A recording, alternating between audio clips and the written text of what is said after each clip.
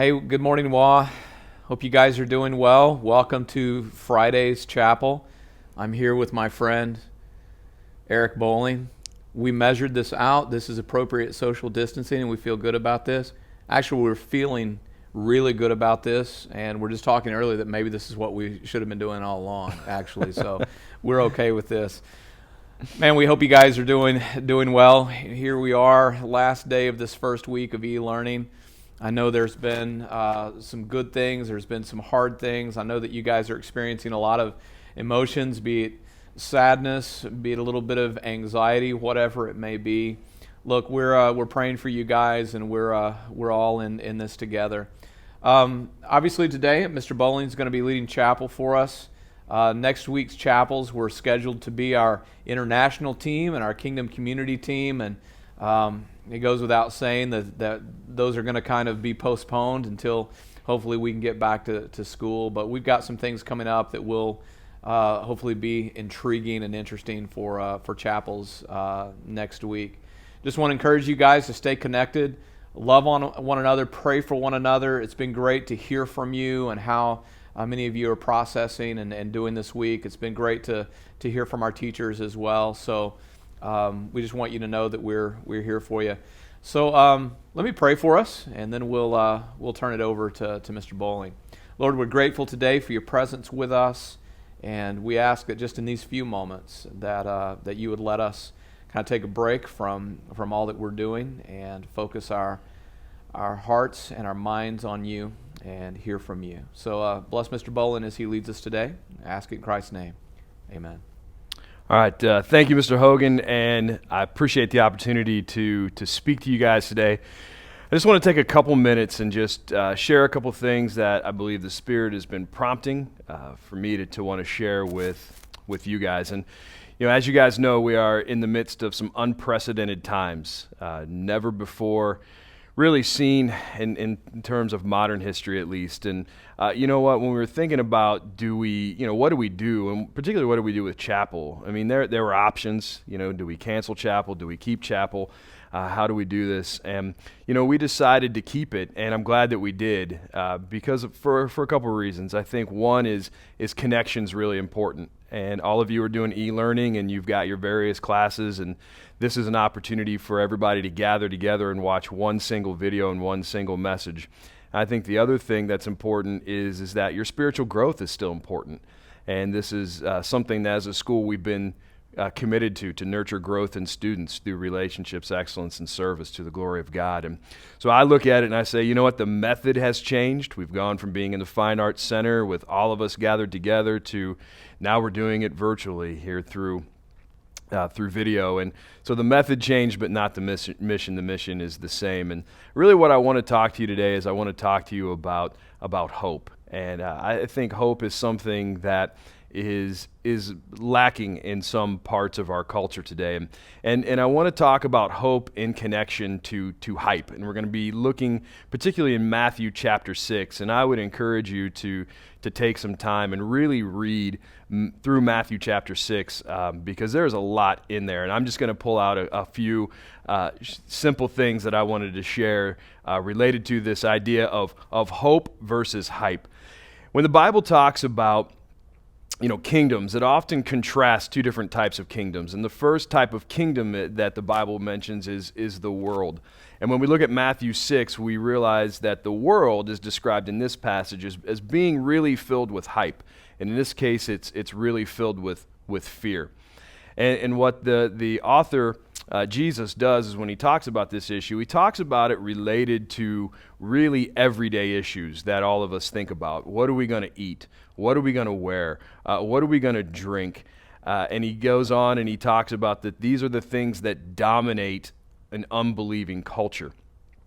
And so when Jesus talks about this idea of being consumed with what are we going to eat, what are we going to drink, what are we going to wear, what's going to happen to our needs, and the fear that goes with what if we can't get our needs met? I mean, man, that's right where our culture is right now. I drove past a local grocery store to get here, and I opened at 9 o'clock, and there were people lined up waiting to get in, and I've never seen that before. If you go on social media, which I would caution you about, and you read just through people's tweets and posts and things, there's a lot of fear. There's a lot of hype about what's going to happen and when will it happen and how will it happen. And our culture's dominated by that. And that is not new. Ecclesiastes tells us there's nothing new under the sun. But it's new in terms of our modern context and understanding of that. And so the first kingdom that the Bible mentions is the kingdom of the world, and that's a kingdom filled with hype. And in this case, it's a kingdom filled with fear. The second kingdom that's often contrasted in Scripture, and it's the greater kingdom, is the kingdom of God. And really the difference between the kingdom of God and the kingdom of the world is about things like how long this kingdom would last. Who's in control of the kingdom? What happens in the kingdom? And I just want to focus on a couple of things related to this kingdom of God because it's a kingdom of hope. If we go back and we look at the kingdom of the world, we're told to not trust in treasure being in the world. This is the beginning of the chapter of Matthew 6:19, where Jesus says, hey, listen, if you store up treasures in the world, moths are going to eat it. Rust is going to affect it. Thieves are going to steal it. Basically, it's destruction and it's loss. And if we put all of our hope in this hype-filled, fear-filled culture where we think, I got to get, I got to have, I need, then that's going to eventually go away. And the kingdom of God, by contrast, is an eternal kingdom. If you read Matthew 6:20, Jesus says, instead, store your treasures up in heaven where there's no moths, no rust, no thieves. It's eternal. It's built to last, and it will last, and it lasts forever. And so when you think of, how do we live in this kingdom mindset, this hope-filled mindset of the kingdom of God, I think there's a couple of just quick little takeaways that we see in this. First thing that we read in Matthew chapter 6 is God already knows what we need. Matthew 6:32 says your Father, God, already knows what you need. I find that to be so comforting in these uncertain times that God already knows exactly what I need. And he knows what you need, and he knows each of us what we need. Not only that, he knows what we need, but he's already met our needs. Now, I'm going to do this a little bit out of order, but if we go to Matthew 6:26 and verse 28, Jesus talks about birds and flowers. And he talks about birds, and he says, look at these birds. He's like, nobody, really feeds them per se. Like they don't work, they don't earn a wage, they don't go out and spend money on things, but yet your Father loves them and he takes care of them. And he says, and how much more will he take care of you? And he says, look at the flowers of the field. He says, why do you worry about what you're going to wear? He says, not even Solomon in all his glory was dressed of these. And he goes on to really put this together, and he says, if God cares so much about those things, birds and flowers, how much more does he care about you? And I found that to be really comforting, the fact that I've got a God who already knows what I need, and he's already met those needs. And he will continue to meet those needs. And I just want to leave you with how can you develop a kingdom mindset? Okay, how can you develop a hope-filled mindset in these times? And I just really have four simple things. Number one, seek God's kingdom above everything else. Matthew 6:33 says, seek the kingdom of God above everything else, and all these things will be given to you. And really, to me, that goes to where's your focus? Where's your focus? If you're seeking God's kingdom, that means there's going to be a couple of behaviors and attitudes that are going to come from that. Number one is you're going to be a person that prays first. Okay, you're going to be a person that prays first. And we look at Philippians 4:6 and 7 that says, be anxious for nothing, but in everything with prayer and petition, make your requests known to God. And here's the best part about that to me. It says, then the peace of God, which passes all understanding, will guard your hearts and minds. Right now, we need hearts and minds that are guarded. There's a lot going on. There's a lot of fear. There's a lot of anxiety. And we need to be people with a kingdom mentality that prays first. I think secondly, we got to get our focus right. Colossians 3:1 and 2 tells us to put our minds on things that are above, to think heavenly thoughts, to focus on those things that are not of this earthly kingdom.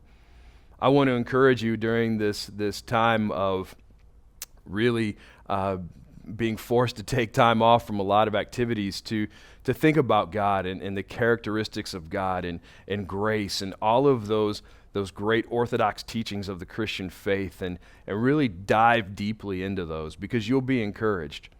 And you'll be encouraged because you'll see that very simply we have a God that is always great. None of this caught him off guard. None of this is beyond his power to deal with. So we've got a God that's great, but we also have a God that's very, very good. And that combination together fills me with a lot of hope, that I've got a great God who's in control and in charge of everything, and I've got a good God who really wants what's best, not only for me, but for all of us and his creation. I think the last thing I would encourage you to do is I would encourage you to get kind of past yourself and look to serve other people. I got a text yesterday from a colleague who was just brainstorming some ideas for how can we continue to reach out and serve other people. Not only thinking like us as a Wheaton Academy community, but our local community and our even our greater world. And I would encourage you to really look to not be selfish during this time, but to be sacrificial. And for the greatest example of that, we don't need to look any further than Jesus. And there's so many references in Scripture about how Jesus' sacrifice was for us, the ultimate sacrifice being his death on a cross to save us from sin. And so when you look at a kingdom filled with hype versus a kingdom filled with hope, there's really no comparison. And the kingdom community that we're told to live in is a kingdom of hope, because we have a God that knows what we need, who's already supplied those needs. And it's our responsibility to seek out that kingdom and to be people of prayer and to be people who are focused on that and that alone, and then who are looking to sacrificially serve others during this time. In order to wrap this up, I asked Mr. Hogan if he would be willing to play a song. It's called Stand in Your Love. And I first heard this at my church a couple weeks ago, and it really spoke to me because it talked about that fear doesn't have a chance in light of God's love for us. So we're going to sing that for you now.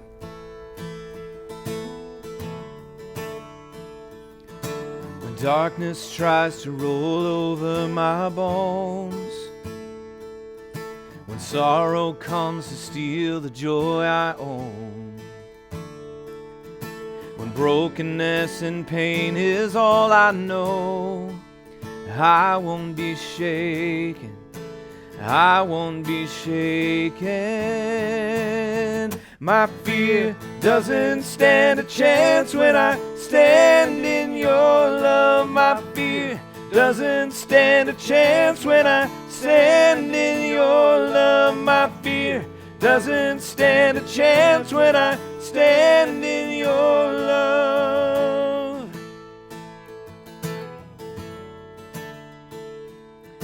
Shame no longer has a place to hide, and I am not a captive to the lies, and I'm not afraid to leave my past behind. I won't be shaken, I won't be shaken. My fear doesn't stand a chance when I stand in your love. My fear doesn't stand a chance when I stand in your love. My fear doesn't stand a chance when I stand in your love.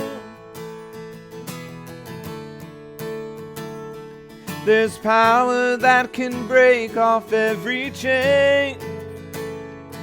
There's power that can empty out a grave. There's resurrection power in your name. There's power in your name. There's power in your name. And my fear doesn't stand a chance when I stand in your love. My fear doesn't stand a chance when I stand in your love. My fear doesn't stand a chance when I stand in your love. My fear doesn't stand a chance when I stand in your love. My fear doesn't stand a chance when I stand in your love. My fear doesn't stand a chance when I stand in your love.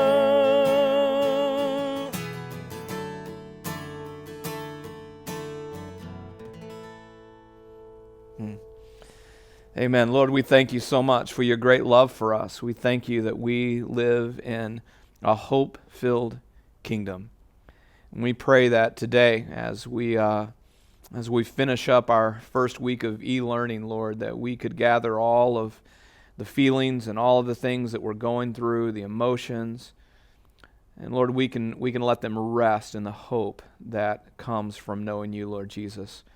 I pray for our students right now. I ask that you would give them strength and give them peace, for our faculty and for our staff, as we're all coming to the end of a week that's a new normal for us. And we pray that you would give us your peace and your strength as we move on. And we ask this today in the name of Christ. Amen. Amen. Well, thank you guys for joining us for chapel. We'll be back next Tuesday from who knows where. But we can't wait to see you again. Have a great day.